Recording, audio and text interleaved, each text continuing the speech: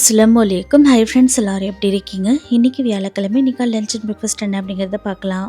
நேற்று கொஞ்சம் உடம்பு சரியில்லாதனால வீடியோ எடுக்க முடியலைங்க. அப்லோடும் பண்ண டைம் இல்லை.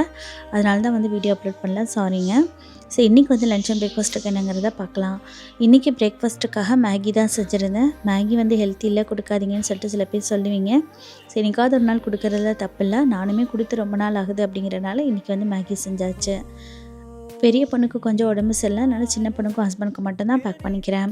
ஸோ பிரேக்ஃபாஸ்ட்டுக்காக மேகி, ஹஸ்பண்ட்கான லஞ்சுக்கு நல்லா சுட சுட சோறும், இது கூட பெப்பரும் தக்காளியும் கொஞ்சம் தூக்கலாக சேர்த்து ரசம் தான் வச்சுருக்கேன். ரசம் ரெசிபி நிறைய பேர் கேட்டிருந்தீங்க, ஏற்கனவே வீடியோ அப்லோட் பண்ணியிருக்கேன். ப்ளே பட்டனில் லிங்க் கொடுக்குறேன், தேவைப்படுறவங்க செக் பண்ணி பாருங்கள். சப்பாத்தி ரெசிப்பியும் கேட்டிருந்தீங்களா, அதுவுமே ஏற்கனவே அப்லோட் பண்ணியிருக்கேன். சேனலுக்குள்ளே இருக்க போய்ட்டு செக் பண்ணி பாருங்கள்.